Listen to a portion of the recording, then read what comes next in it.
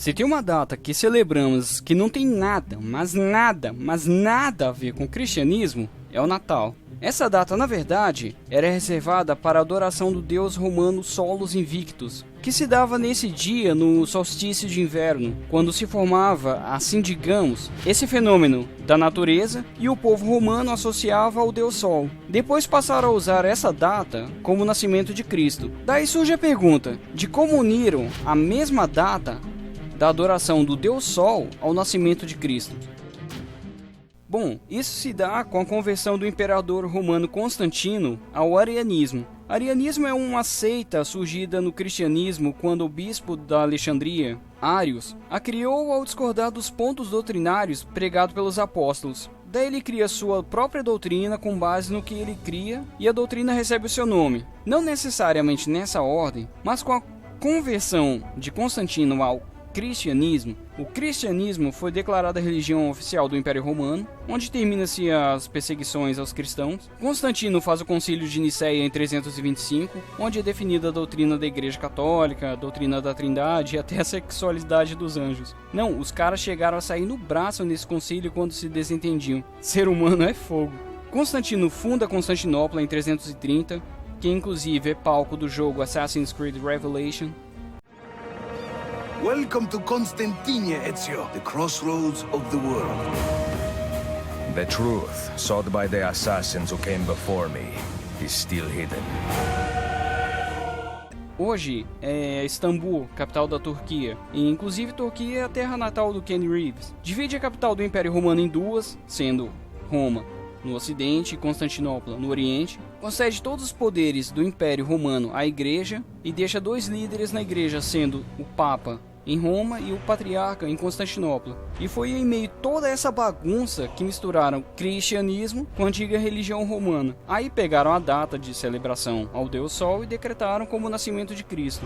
Nada a ver uma coisa com a outra. E é assim com todas as outras festividades. Tudo uma celebração relacionada a alguma divindade antiga da religião romana e dada como celebração cristã. Esse relato é narrado até mesmo no filme As Brumas de Avalon, em que a antiga religião druida estava sendo deixada de lado devido à conversão da população, e nessa população pega a estátua da antiga deusa, que é, digamos, mãe de Merlin o Mago, e a decoram e passam a utilizar como a estátua de Maria, prestando culto a ela.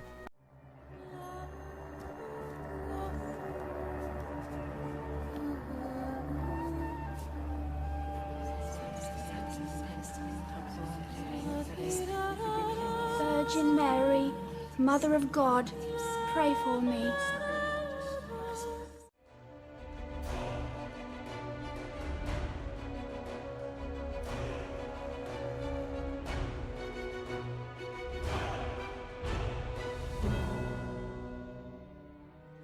Até mesmo o nosso próprio calendário hoje tem influência romana. Outra coisa que não tem nada a ver com o cristianismo é o tal do Papai Noel. Ele vem de um costume holandês e belga e era chamado de Santa Claus, mas ele recebe nomes diferentes em outros países, como em Portugal, por exemplo, que ele é chamado de São Nicolau. Nessa brincadeira de mudança, chegando no ocidente, a Coca-Cola resolveu dar uma garimbada no design do véio e ele recebeu o visual que conhecemos hoje. Tá pensando o quê? Que é só em quadrinho que acontecem essas coisas? Contei toda essa história para contar sobre o primeiro Natal do Linux. Como sabemos, Linux queria receber feedback do que o pessoal gostaria de ver do Minix. Daí, em dezembro de 1991, um alemão que estava tentando compilar o kernel perguntou a Linus se o Linux poderia ser compilado com um compilador menor, que não exigisse tanta memória porque o cara tinha somente 2 megas e o GCC dependia de mais de 1 mega. Foi aí que Linus começou a trabalhar não exatamente na questão de um compilador menor, mas na paginação para disco, ou como todos nós conhecemos, a memória virtual ou swap. Dava para o indivíduo abrir os programas maiores do que a memória permitia. No caso, quando a memória acabasse, poderia salvar parte no disco rígido, lembrar aonde salvou e reutilizar depois na memória.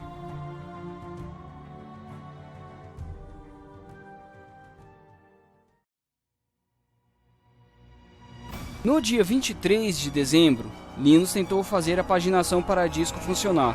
No dia 24 ainda travava, mas no dia 25 de dezembro de 1991, o Linux recebeu esse presente de Natal. A paginação para disco funcionava. Esse recurso foi disponibilizado no lançamento do kernel 0.12 no dia 16 de janeiro de 1992.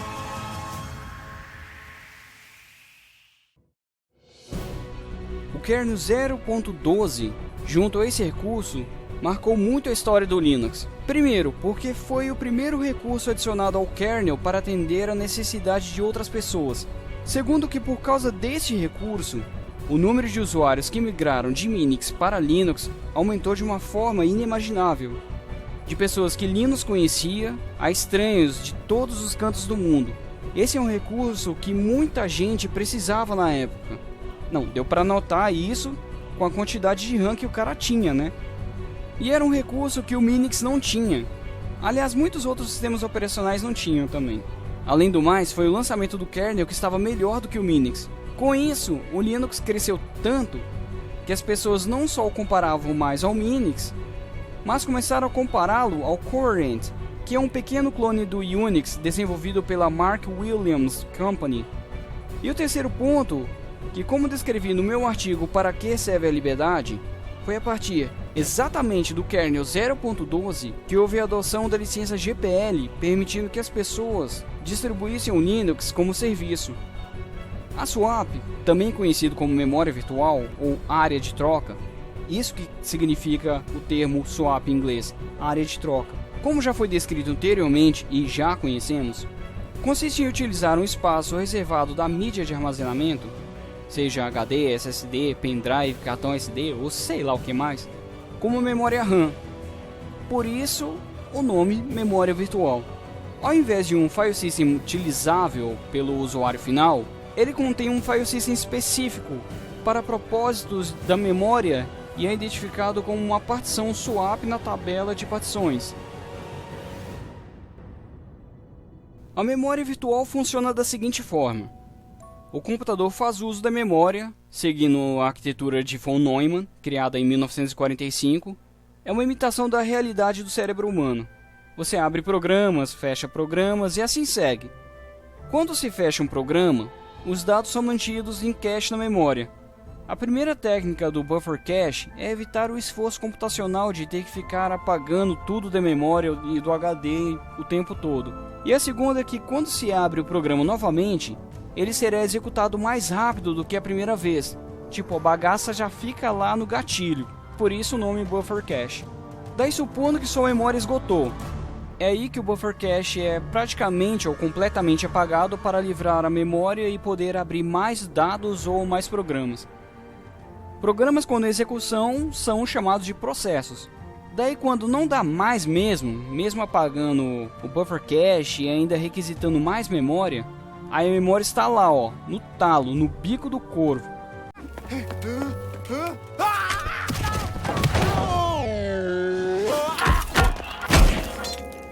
Só a capa da gaita. É aí que a memória virtual é acessada para conceder mais memória ao sistema. A época em que eu utilizei bem a swap foi quando eu tinha 128 MB de memória. Na época surgia até mesmo uma polêmica de quanto de swap deveria se utilizar. Aí tinha gente que defendia que era o dobro comparando com a RAM. Então no meu caso eu tinha 128 MB, eu tinha que utilizar 256 de swap. Outros já desmentiam o assunto. Na verdade, até hoje deve-se avaliar qual a utilidade para determinar o valor a ser utilizado do swap. O kernel Linux de 32 bits suporta até 4 GB, porém só aparecem 3 GB limitados ao user space. Isso é devido à limitação do próprio kernel mesmo. Já o kernel de 32 bits com o recurso PAI, Physical Address Extension, suporta até 64 GB de swap, e o kernel de 64 bits suporta até 64 TB de swap. Entre as vantagens e desvantagens que eu via na época, como é o propósito, tem mais memória, beleza. A desvantagem é que apresenta muita lentidão, coisa mais ou menos assim. Come here!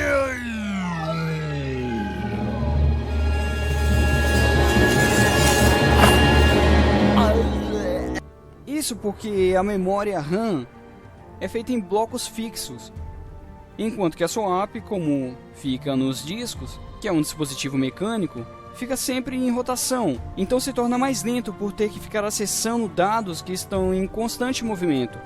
E eu nem me lembro quantos RPMs meu HD de 20 GB tinha na época. Aí você diz, ah, mas eu tenho SSD, e SSD é ninja de rápido. Não vai muito nessa ideia não, porque a memória RAM é muito mais rápida do que até mesmo os SSDs mais rápidos de hoje. Meu irmão realizou um teste com ferramentas específicas, e para se ter ideia, o SSD transferia dados a 400 MB por segundo, enquanto que a RAM DDR3 transferia a 20 GB por segundo.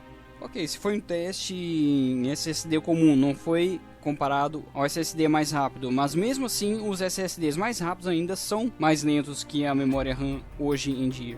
Nesse caso, dá para notar que o SSD é ainda mais ou menos 40 vezes mais lento que a memória RAM. Um dos únicos e poucos casos de uso de swap hoje em dia, se levar em consideração a uma máquina parruda, nova, seria somente para o caso de hibernação, porque quando coloca-se o sistema para hibernar, ele joga tudo para a swap. Aí quando liga a máquina novamente, ele pega tudo da swap e joga para a memória RAM novamente. Algumas semanas atrás, o Mano Kira estava sem PC. Daí, para agilizar a vida dele, ele pegou o PC das irmãs dele e o PC só aguentava tarefas simples, já que ele tinha bem pouca memória RAM, mas bem pouca mesmo. Então ele estava fazendo tudo no meu estilo, fazendo quase tudo pelo terminal e estava usando o OpenBox ao invés de LXD. E foi daí que ele me perguntou como aumentar a swap para caso ele precisasse, pois do nada, quando a memória sobe, se não for a swap, ele gela totalmente e tem que reiniciar. Foi daí que eu dei a instrução para ele de criar da seguinte forma. Bom, eu ia utilizar aquele pendrive que vocês já estão acostumados a ver, aquele amarelo, mas ele estava emprestado, então eu vou contar com a ajuda desse cara aqui. Existem duas formas de criar swap: a swap de arquivo e a swap de partição. Então vamos trabalhar primeiro na de arquivo. Bom, o pendrive é o dispositivo /dev/sdb1, como pode ser visto aqui na tabela. E eu ainda tenho 1.3 GB disponíveis aqui para poder brincar. Utilizando o comando dd, eu vou fazer dd if igual a /dev/0 off igual a /media /Gabriel /00 blá blá blá, criando um arquivo chamado swap dentro do pendrive com tamanho de 512 MB. Como pode ser visto, dentro do pendrive está criando um arquivo todo cheio de 0 e 1.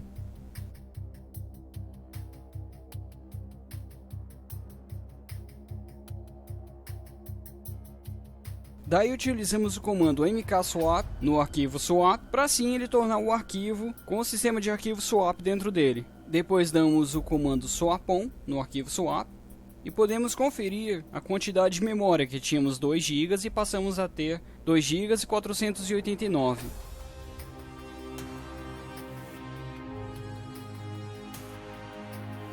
Depois damos um sudo swap off no mesmo arquivo swap e damos o comando free -m novamente e pode ver que temos 2 GB de swap. Agora, para criar uma swap de partição, bom, eu já recebi o meu pendrive de volta, então vamos utilizar esse cara aqui que vocês já conhecem. Eu vou logar como administrador usando o sudo root. O comando blkit, eu posso ver que a partição com o sistema de arquivo FAT, que é o dispositivo removível, é o SDB1. Aí eu vou utilizar o cfdisk. Bom, temos dois comandos para isso, o fdisk e o cfdisk. Aí você deve estar se perguntando, por que eu utilizei o cfdisk? Bom, porque sim. Então vamos lá, o cfdisk /dev/sdb1. Aí tem uma partição que tem 7.5 GB. Eu excluo e crio uma nova, como primária.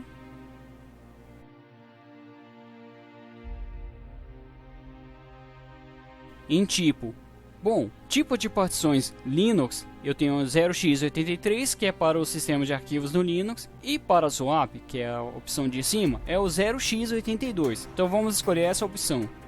Aí eu dou um gravar, com a opção Yes, e posso sair. Daí eu dou um MK swap, novamente igual vocês viram na swap de arquivo. Gravei, beleza. Dou um free. Vocês podem ver que eu estou com swap zerada, porque eu desabilitei a swap. Então dou um swap on no dispositivo, na partição do swap. Habilitei ela, dando o comando free. Vocês podem ver que eu tenho 2 GB de swap contado em bytes. Aí eu dou um swap on no dispositivo do pendrive. Dou um free novamente. Menos M para vocês verem melhor, eu tenho 9 GB 656 MB de swap. Comparem com a antiga e com a nova.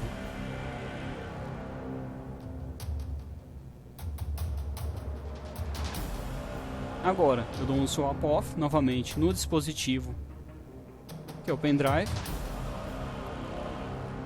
Dou um free menos M novamente e podem ver que eu só tenho 2 GB novamente.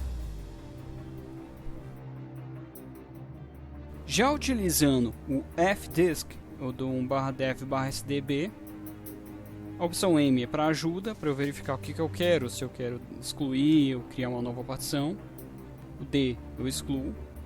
Com a opção N eu crio uma nova partição e escolho entre primária e estendida. Crio uma única primária. O C seria para compatível a DOS. A opção T para escolher o tipo de sistema de arquivo. Eu coloco 0x82. Que é a partição mencionada anteriormente para swap. Na opção T mesmo eu posso listar, caso eu venha esquecer. Eu coloco lá 0x82, que você já sabe. Dou um W para gravar. Aí eu volto àquele mesmo processo. MK swap no dispositivo.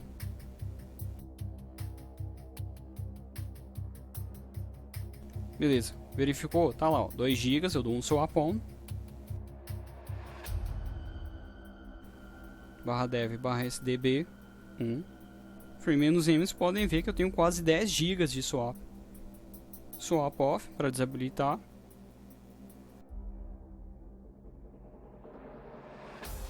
E novamente vocês podem ver os 2 GB somente, que é do próprio sistema. Bom, aí surge a pergunta: eu criei um dispositivo móvel, é possível criar direto no próprio HD? É claro. Bom, eu criei no pendrive porque aqui estava dando queda de energia, então eu acabei fazendo isso para evitar dar uma agulhada no meu HD se acabasse a energia. Tá, eu fiz isso via terminal. É possível também fazer graficamente? É claro. Só que para isso eu prefiro invocar os poderes do Jonathan para você consultar sobre o Departed. Tá, mas qual o melhor? Em partição ou em arquivo? Bom, até o kernel 2.4, em partição era mais rápido. Mas a partir do kernel 2.6, a swap em arquivo passou a ter o mesmo desempenho do que a swap em partição. Nas vantagens e desvantagens, swap em arquivo oferece redução da quantidade de partições de disco, sendo limitado em MBR para 4 partições primárias, e que são as aconselhadas. Você pode estender utilizando estendida e lógicas dentro das estendidas, mas aconselhável seria as primárias. Poder aumentar ou diminuir o tamanho da swap e poder gerar de uma forma fácil diversas swaps. Já na desvantagem, envolve a possibilidade de fragmentação de arquivos. Então, nesse caso, o swap de partição seria melhor. Bom, eu vou finalizando por aqui, galera. Eu não celebro o Natal. Para mim, nascimento de Cristo, vida vivida, pregações, ensinamentos, morte e ressurreição são para serem comemorados todos os dias e não somente uma época do ano. Mas se você comemora o Natal, eu te desejo um Feliz Natal e tudo de bom. Eu quero agradecer ao Mano Cure, que por causa da dificuldade dele que eu acabei tendo a inspiração de fazer esse vídeo, ao Jonathan, ao meu irmão caçula, que também é analista e é apaixonado por macOS, virtualização, dispositivos de armazenamento e hardware, e acabou me ajudando nessa parte do benchmark entre dispositivo SSD e a memória. Então é isso, galera, eu vou ficando por aqui. Eu espero que vocês tenham gostado desse ponto histórico na parte do Linux. Se gostaram, não esqueçam de curtir e compartilhar. Se não é inscrito, não deixe de se inscrever. Não deixe de adicionar o canal à sua playlist de favoritos. E não deixe de conferir a Imago Brinquedos, que utilizando o cupom de desconto Toca do Tux, você tem 5% de desconto nas suas compras, beleza? É isso aí, eu vou ficando por aqui, um abraço e falou!